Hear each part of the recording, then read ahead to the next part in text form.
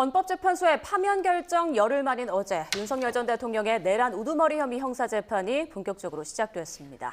그리고 헌법재판소가 한덕수 권한대행의 대통령목 헌법재판관 후보자 지명에 대한 가처분 여부를 곧 결정할 거란 관측이 나오는데요.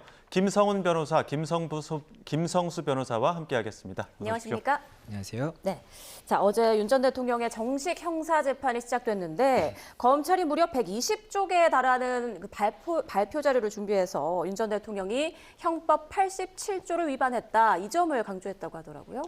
네, 그렇습니다. 이제 헌법재판소의 시간이 끝났고 형사재판의 시간이 시작됐습니다. 형사재판의 핵심 쟁점은 결국 내란죄 우두머리 혐의, 즉 국헌 문란의 목적으로 폭동을 일으킴으로써 대한민국의 주권자인 대한국민의 주권을 침해했는가, 그리고 침해하고자 하였는가에 대한 부분이고요. 그 점에 있어서 검찰은 그동안 여러 당사자들의 수사 및 기소를 진행을 해왔고, 이번 공소장의 내용을 바탕으로 해서 공소장의 내용도 굉장히 많이 있지만 구체적으로 지금 비상계엄 형태로 이루어졌던 일련의 사태들이 내란죄에 해당될 수 있다. 즉 행정부로서 한정적인 권한을 위임받은 대통령이 자신의 권한에서 있는 비상적인 권한을 남용해가지고 입법부와 사법기관 등을 임의로 배제하고 국민주권의 원리와 기본권, 영장주의 원칙을 위배해서 무력에 의한 군사력에 의한 통치 질서를 만들고자 하는 구체적인 행동을 기획했고, 그런 부분들에 있어서의 최종적인 권한을 가지고 실행한 주체가 바로 피고인 윤석열 전 대통령이다라는 점을 공소 사실에 대한 내용들을 구성을 하면서 설명을 했고, 거기에 부합하는 증거들이 무엇들이 있는지에 관한 내용들도 어느 쪽 이야기를 했을 것이다 보여집니다. 가장 주목받았던 게 윤석열 전 대통령 어제 그 검찰의 기소 내용을 하나하나 조목조목 반박을 했는데, 지난 탄핵 심판 과정에서 했던 주장과 크게 벗어나지 않았다는 분석이 나오더라고요. 예, 맞습니다. 어제 이 절차가 이제 첫 공판 기일이었지 않습니까? 그렇다 보니까 이 절차가 일단은 인정신문이 진행됐습니다. 그럼 이 인정신문 같은 경우에는 피고인이 맞는지를 확인하는 절차이고, 뭐 이름이라든지 직업, 그리고 뭐 본적 이런 것들을 이제 확인을 하게 됩니다. 그리고 그 다음에 모두 진술이라는 걸 하게 됩니다. 그래서 이 검찰 측에서 먼저 하게 되는데, 이 부분이 지금 변호사님께서 말씀 주셨던 것처럼 이 검찰에서 이 PPT를 굉장히 많은 양을 준비를 해서 이 부분에 대해서 이제 자세히 설명을 했습니다. 이런 부분이 법적인 쟁점이고 공소 사실이다, 이렇게 설명을 했었고, 이에 대해서 이제 윤석열 대통령 측에서 이 피고인의 모두 진술이 있습니다. 그러면 이 공소 사실에 대해서 어떠한 의견인지를 설명을 하는 절차라고 할 수가 있는 것인데, 이 과정에서 이 통상적으로는 변호인이 답변을 이제 자세히 하는 경우가 많은데, 이 피고인인 윤석열 전 대통령이 직접 이에 대해서 굉장히 자세하게 진술을 했고, 그 과정에서 시간이 80분 정도 소요가 됐다는 겁니다. 그리고 그 내용이 일단은 결국에는 사실관계와 법리 이렇게 두 가지로 나눠서 설명을 하게 되는 것인데, 이 사실관계에 관해서도 이 헌법재판소에서 일단 이 주장이 되었던 사실관계를 동일하게, 그 취지를 동일하게 해서 주장을 했던 부분이 있었고, 이 법리에 대해서도 이 헌재 사건에서의 법리는 이 헌법이나 법률의 위반이었기 때문에 이 내란죄랑 이렇게 정확하게 겹치는 부분은 아니라고 하더라도 이 죄에 대해서는 이 법리에 대해서 비슷한 부분이 있거든요. 그렇다 보니 이 법리에 대해서도 아무래도 유사한 취지의 주장을 했다, 이렇게 지금 평가되고 있습니다. 네. 예. 자, 김성수 변호사께서 윤 전 대통령이 어제 80분 넘게 직접 반박에 나섰다, 이 내용 전해주셨는데, 이렇게 피고인이 직접 반박에 나서는 장면 좀 흔히 볼 수 있는 상황인가요? 어떻습니까? 피고인 스스로 이제 공소 사실의 인부를 진술을 하는 경우는 있지만은, 그 내용을 이렇게 80분 넘게 진술할 수 있게 허락해 주는 경우는 제가 알기로는 형사재판 신문상 없습니다. 네, 왜냐하면은 기본적으로는 구체적으로 변론의 내용들에 있어서 이렇게 자세하게 서로 공방을 주고받는 것들은 최종적인 아예 법정 프레젠테이션을 기일을 잡았을 때 하는 것이고요. 예. 보통 피고인들 입장에서는 혐의 사실을 인정하는지, 인정하지 않는지, 인정하지 않으면 왜 안 하는지를 보통 짧게 이제 이야기를 하지 80분 가까이를 이제 계속적으로 설명할 수 있는 시간을 주지는 않는 편이고, 기본적으로 이 과정에서 만약에 이야기가 길어지는 것 같으면 재판부가 통상 제지를 합니다. 예. 그래서 한 5분 내외 요지만 얘기해달라. 왜냐하면 재판이 오늘 하고 끝나는 게 아니라 앞으로 쭉 할 것이기 때문이죠. 근데 이런 부분에 있어서는 굉장히 평상시와 다르게 이례적으로 재판부가 피고인의 스스로의 진술할 수 있는 기회를 상당히 많이 부여를 한 그런 재판이라고 볼 수는 있습니다. 예. 자, 어제 윤 전 대통령 형사재판 관련해서 정치권에서도 여러 이야기들이 나왔습니다. 정치권에서 어떤 이야기들 나왔는지 목소리 잠시 듣고 오겠습니다. 비상계엄이 내란죄가 됐던 것은 그 신군부에서 정권 찬탈을 하기 위해서 비상계엄을 했던 것이거든요. 그런데 이번 사안은 대통령의 입장에서 비상계엄을 짧은 시간에 특정한 장소에 한정해서 했던 것에 대해서 지금 재판받는 입장에서는 충분히 내란죄의 고의는 없었다 하고 주장할 여지는 있다고 보여집니다. 지금 형사재판에서는 헌법재판소에서 주장했던 것을 계속 반복하면서 내란죄를 피해보려고 하지만은 그 답변하는 어휘 자체가 국민들로 하여금 저는 재판장도 이건 분명히 내란이다 하게 인식하게끔 답변하는 거 아니에요? 뭐 계엄은 평화 유지를 위해서 그게 말이 됩니까?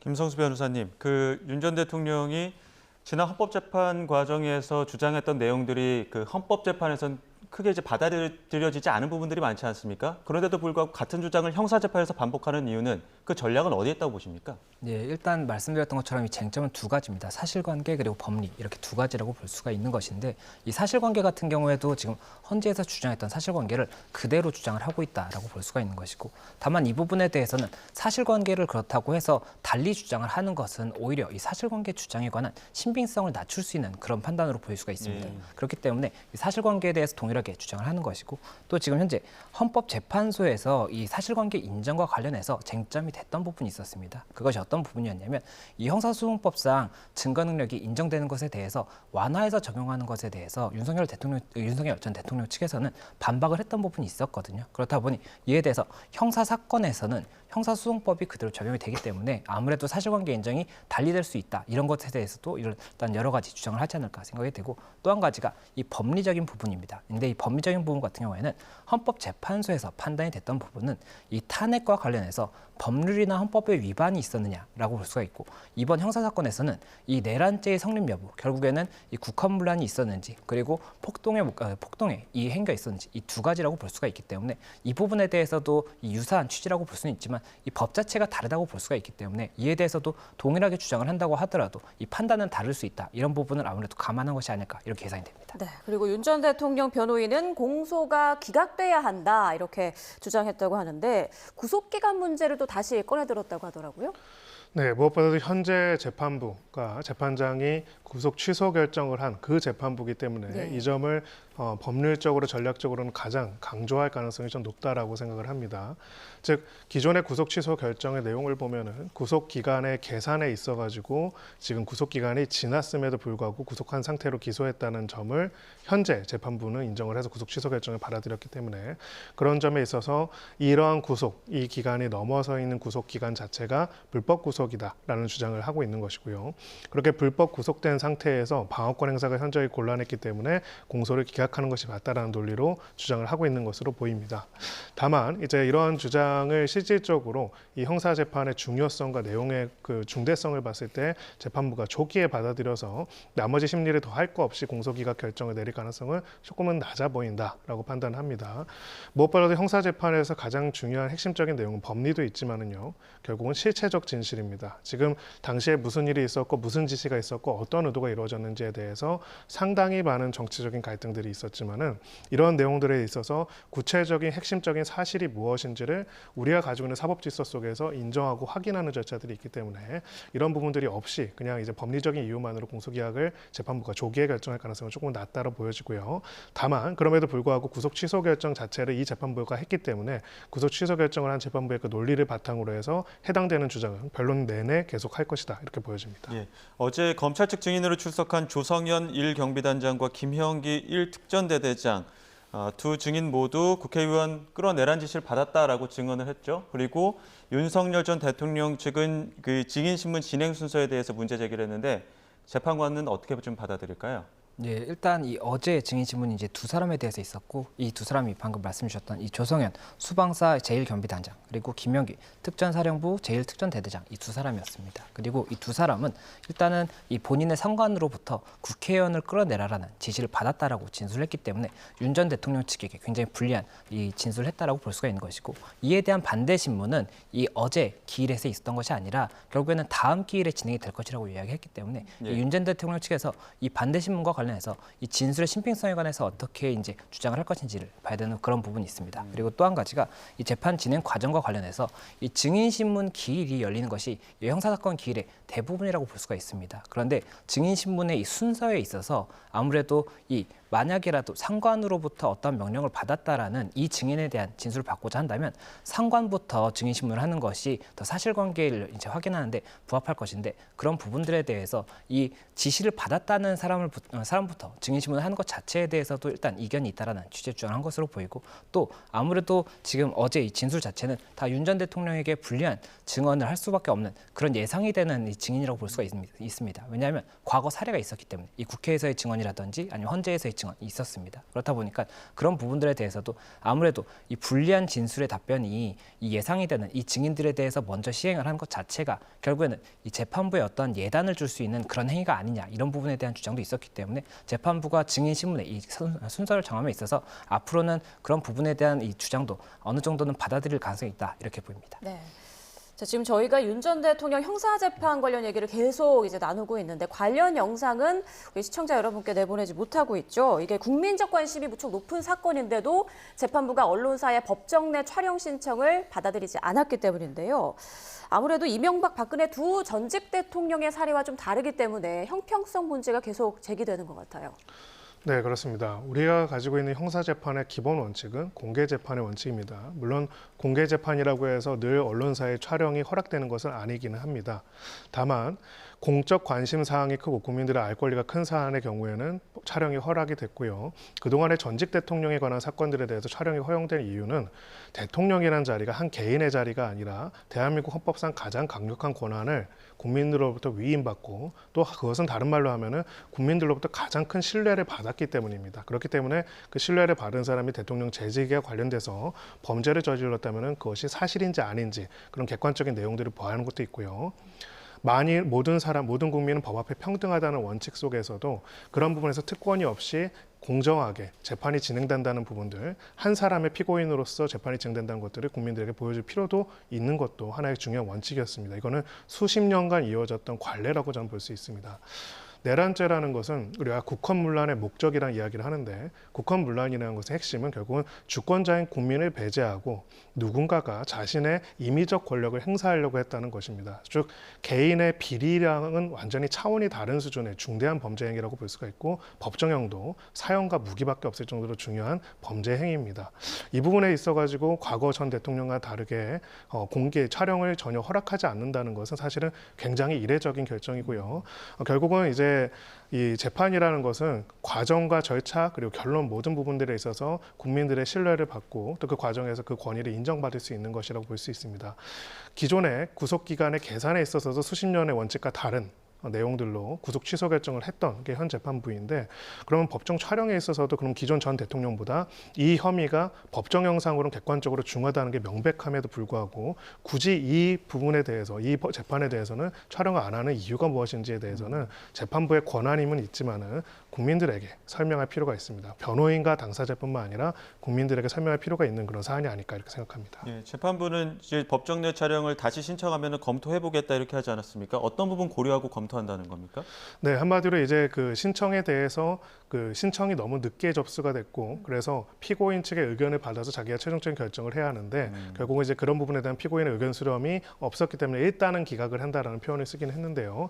다만 이제 이 부분은 조금 이제 의아한 부분이 있는 게 이제 이 공판기일이 예정된 건 이미 상당히 전에 있었고 그 신청과 그 신청에 대한 어떻게 보면 피고인 측의 반응에 대해서 사실 상당한 기간을 줄 필요는 있는 사항들은 아닙니다. 예, 그런 부분에 있어가지고는 이제 일단은 기각하고 허용을 안 했지만 이 허용을 안 한 부분에 대해서 또 상당한 논란이 있기 때문에 네. 이 부분에 대한 것들을 한번 다시 재고할 수 있다라는 이야기를 하는 것으로 보입니다. 네, 추후에 윤 전 대통령의 그 재판 상황 모습을 저희가 볼 수 있을지 좀 상황을 봐야겠습니다. 자, 뭐 이제 형사 재판 시작 단계인데요. 앞으로는 좀 어떤 절차가 이어질까요? 네, 앞으로도 일단은 공판 기일이 계속해서 진행이 될 것이고 예. 이 공판 기일은 형사 사건 같은 경우에는 앞서 말씀을 드렸던 것처럼 이 증인 신문을 통해서 사실관계를 확정해 나가는 이 절차라고 볼 수가 있습니다. 그리고 그 과정에서 일단 쟁점이 될 것이 앞서 그 저희가 봤던 부분 중에 공소 기각 주장이 있다는 이야기가 이제 나오는 부분이 있습니다. 그래서 이것은 어떤 부분이냐면 이 기소 자체에 대해서 위법이 있는 경우에는 공소 기각에 판단을 해야 된다는 형사소송법의 규정이 있습니다. 그렇다 보니까 이 부분에 대한 주장도 이제 있지 않을까 이런 이야기가 나오고 있는 것이고 그 다음에 이 사실관계에 대해서 일단 특정을 해야 됩니다. 그러면 이 사실관계를 지금 현재 윤석열 전 대통령 측에서는 이 검찰에서 주장하고 있는 사실관계에 대해서 전반적으로 다 부인을 하고 있기 때문에 그렇다면 어디까지 증명이 되는지 이것이 쟁점이 될 겁니다. 그리고 이 사실관계가 확정이 되고 나면 해당 사실관계가 결국에는 이 형법상의 내란죄에 해당할 수 있는지 이것이 또 이제 법리적인 쟁점이 될 수가 있기 때문에 이런 부분들에 대해서 이제 여러 가지 주장이 오가는 것을 저희가 보지 않을까 생각이 되고 그 과정에서 현재 지금 다른 피고인들이 같은 재판부에서 사건이 진행 중에 있습니다. 그러면 그 진행 중의 사건에 대해서 이제 향후에는 병합 여부에 대해서도 재판부가 검토할 수밖에 없지 않나 이렇게 보이기 때문에 이런 부분에 쟁점이 있을 수가 있고 또 마지막으로 한 가지는 지금 현재 이 내란죄와 동일한 사실관계를 기준으로 해서 직권남용 권리행사 관련해서도 수사가 이루어졌었던 부분이 있었습니다. 그러면 이것이 만약이라도 현재 이 사건의 재판이 진행 중인 상황에서 기소가 된다라고 한다면 이 사건도 병합 여부를 검토해야 될 수가 있거든요. 그렇다 보니 그 부분까지가 변수가 있다. 이렇게 해서 전체적인 틀이 예상이 되지 않을까 생각이 됩니다. 변호사님 앞서 어제는 조성현, 김영기 증인에 대해서 검찰 측 신문만 진행했기 때문에 또 반대 신문도 봐야 된다라는 말씀해 주셨는데 다음 주에 또 반대 신문이 있지 않겠습니까? 윤석열 전 대통령 측은 어떤 논리로 어떤 반박 증거를 제시할까요? 예, 일단 이 반대 신문이라는 것은 결국에는 주신문상에서 이 답변이 나왔지 않습니까? 해당 답변에 대해서 신빙성을 이제 낮추는 그 주장을 하는 것이 반대 신문이라고 볼 수가 있는 것이고 이를 위해서는 결국에는 해당 증인들이 이 답변했던 내용 중에 어떠한 모순이 있는지를 찾는 겁니다. 그러면 그 모순을 찾는 방법은 이 답변 간에 상충되는 부분이 있다든지 아니면은 시간의 순서라든지 다른 물증과 비교를 해봤을 때 해당 진술이 사실과 맞지 않는 부분이 있을 수가 있습니다. 그러면 그런 부분들이 있다라고 한다면 이것을 질문을 통해서 일단 특정을 하고 그것을 다른 물증을 통해서 이 부분에 대해서 여러 가지 신빙성이 낮다라는 것을 주장을 하는 이 과정을 거치기 때문에 일단은 그러한 답변에 어떠한 틈이 있는지를 검토하는 그 작업이 가장 우선되지 않을까 생각됩니다. 네. 예. 자, 2차 공판은 오는 21일에 예정돼 있습니다. 자, 다음 이슈로 넘어가 보겠습니다. 헌법재판소가 오늘 오전 10시에 재판관 평의를 열고 한덕수 권한대행의 헌법재판관 후보자 지명이 위헌이었는가 이에 대해서 논의한 것으로 알려졌는데요. 일반적인 헌법 소원 사건보다 좀 논의에 속도를 내고 있다. 이런 분석이 있더라고요. 네, 가처분이라는 표현 자체가 결국은 빠르게 이 사안을 결정하기 위해서 긴급한 사안의 경우에 내려지는 신청과 결정이라고 볼 수 있습니다. 그런 부분에 있어가지고는 해당되는 가처분에 대한 결정들을 조속히 내릴 가능성이 높고요. 무엇보다도 이제 가처분이 신청이 되는 대부분의 사안들은 만약에 여기에 대한 빠른 신청에 대한 결정이 이루어지지 않는다면 이 신청 자체가 의미가 없는 사안들입니다. 대표적으로 지금 이제 기존의 재판관들의 임기가 이제 곧 만료되는 상황에서 신임 재판관들에 대한 임명 절차를 가처분으로서 금지할 것인지 인용을 할 것인지 아니면 기각할 건지에 따라 가지고 후속 인선들이 달라질 수 있는 부분들이 있기 때문에 이 점 등을 고려했을 때 이 해당되는 결정을 빠르게 내릴 것으로 보이고요. 특히나 사실관계 자체보다는 법리적인 판단이 필요한 부분들이기 때문에 그 부분에 있어 가지고도 재판관들이 가지고 있는 법리적인 그리고 헌법적인 특히나 대통령 권한 대행이 행사할 수 있는 권한 그리고 헌법재판소 구성권이라는 권한이 그 권한으로서 어떻게 존재할 수 있는지에 대한 법리적인 논의들은 이미 이루어졌을 것이다 이렇게 볼 수 있습니다. 예, 이진수 방통위원장 사례를 봤을 때는 접수 후에 나흘 안에 결과가 나왔는데 그러면은 이번 주에는 결과가 나올 거라고 전망해 볼 수 있을까요? 예, 그럴 가능성이 높지 않을까 생각이 됩니다. 일단 오늘 이 오전에 평의를 했다고 이야기가 나오고 있고 그리고 이제 어제까지 이 한덕수 총리 측에 답변서를 제출해달라는 이제 법원에 이 지시가 있었다고 합니다. 그 이야기는 무엇이냐면 그 답변서를 받아본 다음에 그 다음에 법리적인 검토를 통해서 결정을 하겠다라고 하는 것이기 때문에 그렇다면 지금 일단 답변까지도 확인을 하고 이에 대한 평의를 거쳤기 때문에 이 결정이 나오는 것 자체는 오래지 않을 것이라고 생각이 되고 특히나 이 가처분이라는 것의 이 결정은 결국에는 이 그 본안의 판단이 있기 전에 일단은 효력 정지가 급하기 때문에 진행을 하는 것이거든요. 그렇기 때문에 이 결정 자체는 조금 더 빨리 나올 수가 있고 다만 그 과정에서 어떠한 요건이 이제 법리적인 쟁점이 될 것인지 이런 것들을 지켜봐야 되는 것이 아닌가 생각이 됩니다. 네.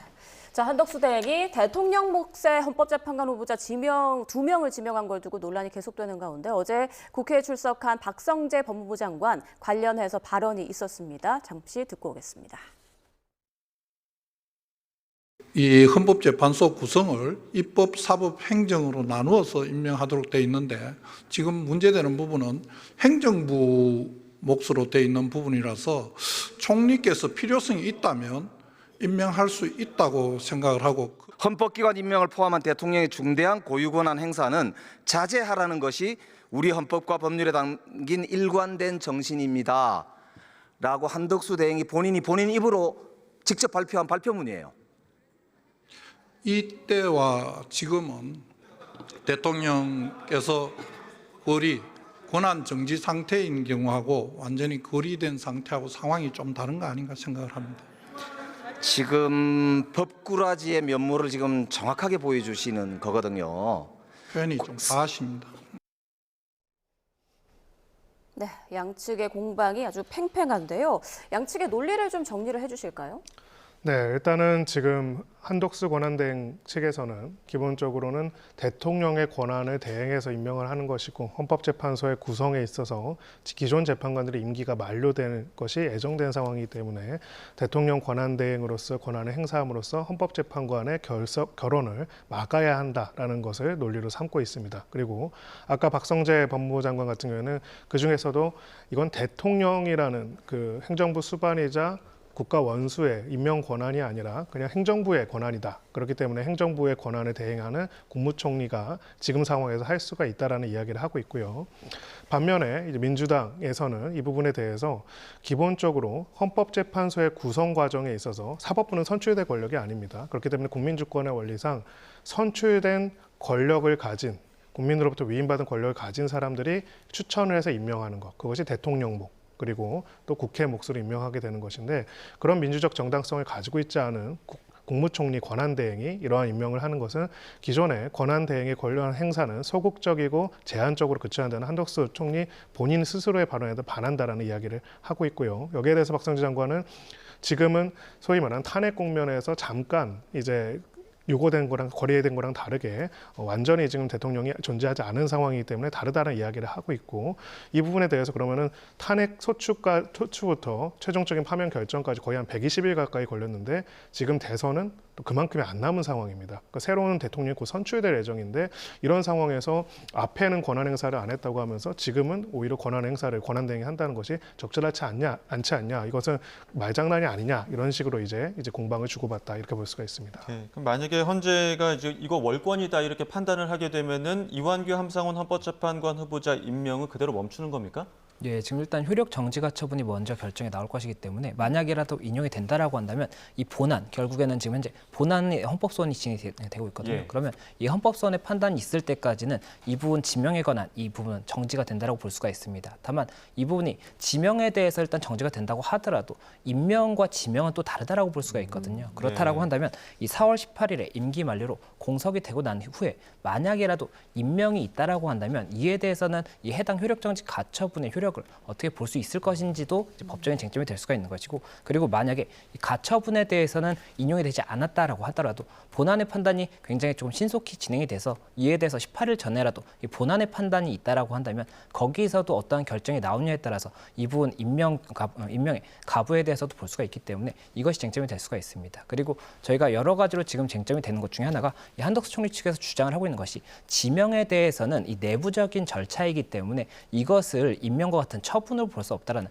이런 주장도 했고 이를 통해서 각하가 되어야 한다는 주장을 하고 있는 부분이 있거든요. 그러면 그런 부분들에 대해서도 이 헌재에서 어떻게 볼 것인지 이것도 봐야 되는 부분이 있고 또 한 가지가 임명이 된다라고 했을 때 이 부분 한덕수 총리의 탄핵 사건에서 지금 현재 이 헌재 8인 체제에서 봤던 부분이 있었습니다. 그리고 8인 체제에서 쟁점이 됐던 것이 이 의결 정족수가 대통령과 동일하게 3분의 2로 봐야 되는 것인지 아니면 151석으로 봐야 되는지가 쟁점이 됐지 않습니까? 그리고 현재는 지금 헌재에서 이 두 사람의 재판관은 이에 대해서는 이 3분의 2로 봐야 된다는 의견이 있었지만 나머지 재판관들은 이에 대해서 이 대통령과는 그 지위를 다르게 봐야 된다라고 해서 의결 정족수를 151석으로 봤거든요. 그렇다 보니까 이런 부분들에 대해서도 아무래도 이번 사건에서도 이 권한 대행과 이 대통령의 이 지위를 동일하게 볼 수 있는지, 그렇기 때문에 이에 대해서 임명 권한을 동일하게 볼 수 있는지까지도 여러 가지로 판단이 될 수 있는 근거가 될 수 있지 않을까 생각이 듭니다. 네, 임명과 지명 부분 그리고 정족수 관련해서도 헌재가 어떻게 판단할지 지켜봐야 한다는 말씀 해주셨습니다.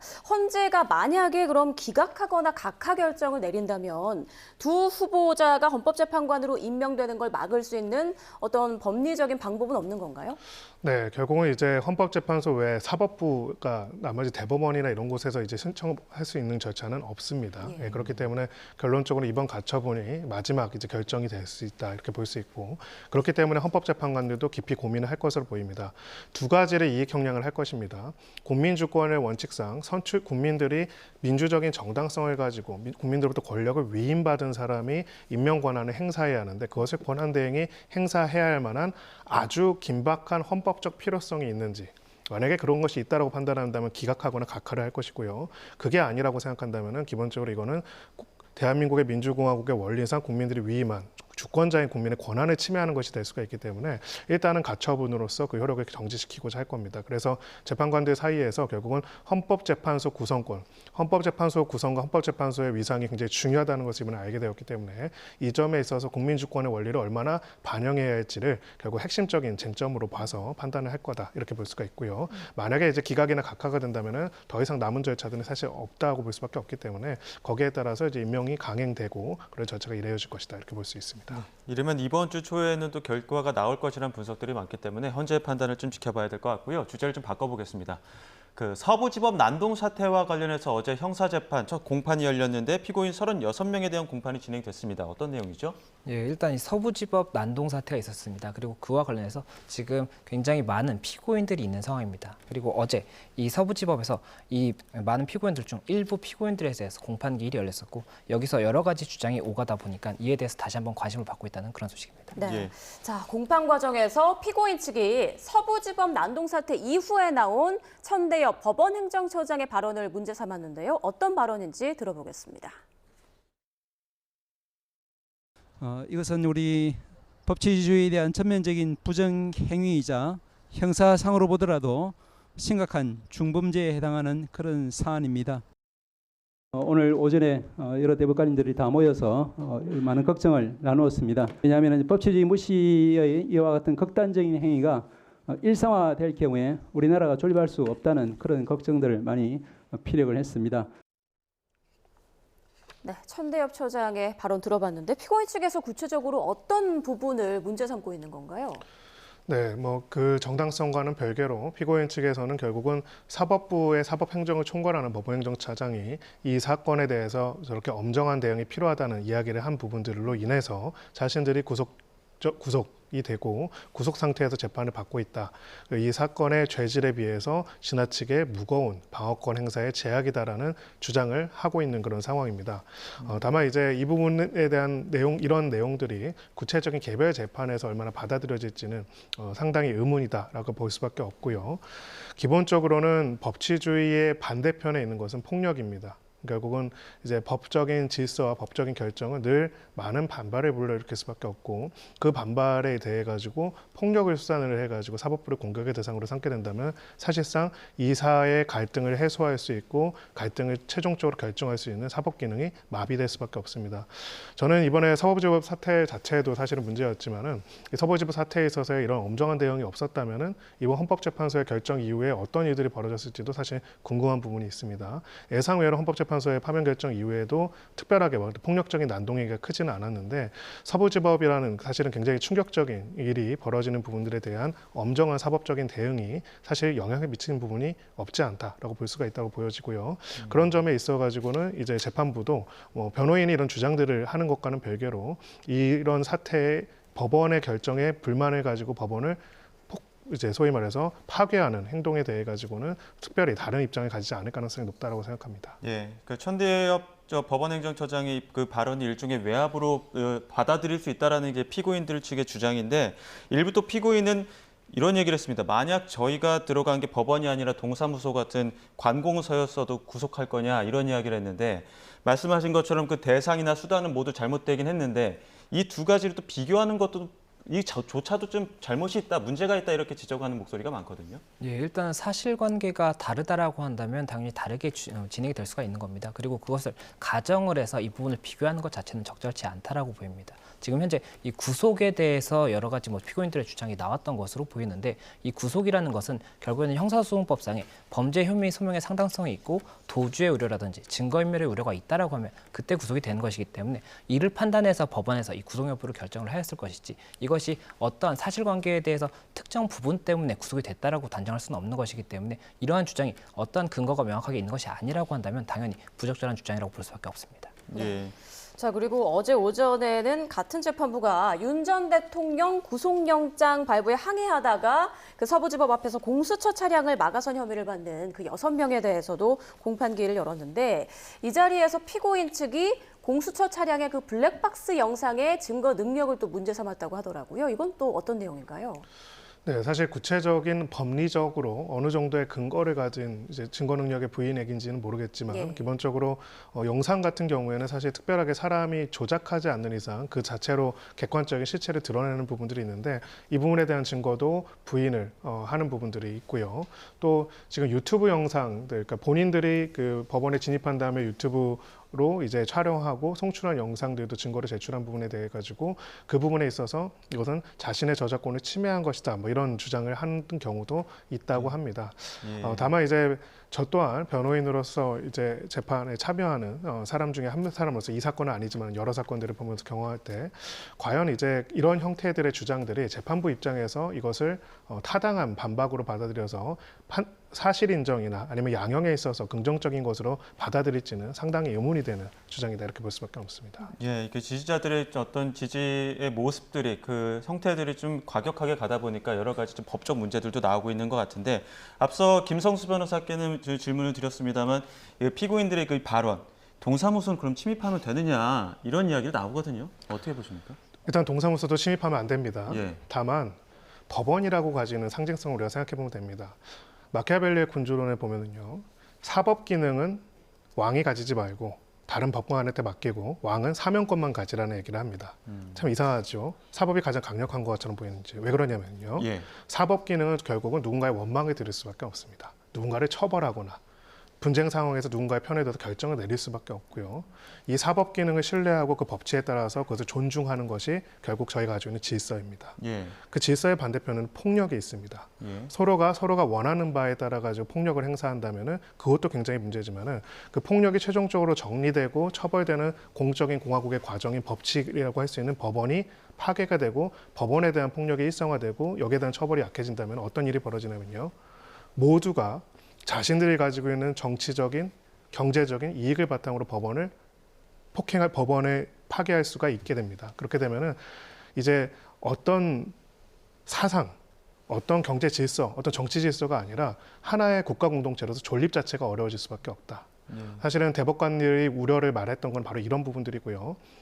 대한민국이 많은 위기를 겪었지만은 지금까지 단 한 번도 법원이 폭도들에 의해 가지고 이렇게 파괴된 적은 없었습니다. 그런 점에 있어서도 이 사태에 있어 가지고 단순하게 개별적인 개인에 대한 형사 사건일 수도 있겠지만은 우리나라의 헌법과 우리의 질서상으로도 이 일이 가지고 있는 문제점, 거기에 있어 가지고 엄벌의 필요성을 소위 말해서 일반 관공서와 동일하게 표현하는 것들은 굉장히 부적절하다라고 저는 생각을 하고, 그것이 개별 피고인들의 양형에도 절대로 도움이 되지 않을 주장들이다라고 생각을 합니다. 네. 예.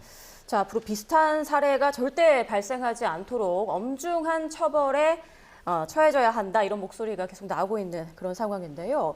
앞으로 재판 과정이 좀 이뤄져 봐야 알겠지만 지금 63명의 피고인이 있거든요.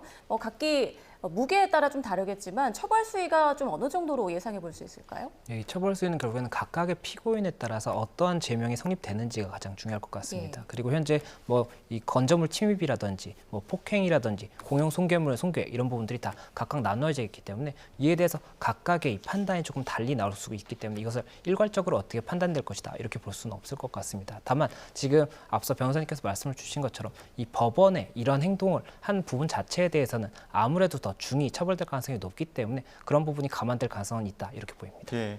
그 주요 발언들 좀 살펴보면 3개월째니까 어찌됐든 형을 살 만큼 살았다, 이런 발언들도 있고요. 윤석열 전 대통령 구속 취소로 풀어줬으니 우리도 풀어줘야 된다 이런 주장도 있거든요. 살 만큼 살았는지 혹은 풀어줘도 되는 건지 법리적으로 좀 이야기를 해볼까요? 네, 결국은 이제 양형 기준을 판단해서 봐야 할 텐데 양형 기준을 판단하는 데 있어서는 유무죄는 당연히 적용이 되지만 유죄가 인정되는 걸 전제로 양형을 하니까요. 피고인이 진지한 반성의 태도를 보여주는지도 굉장히 중요하다고 볼 수가 있습니다. 공격당한 거는 서부지방법원이라는 물리적 공간이 아닙니다. 우리의 법치주의고요. 정확하게 우리의 국가고요. 그리고 이 국가의 주인은 국민들입니다.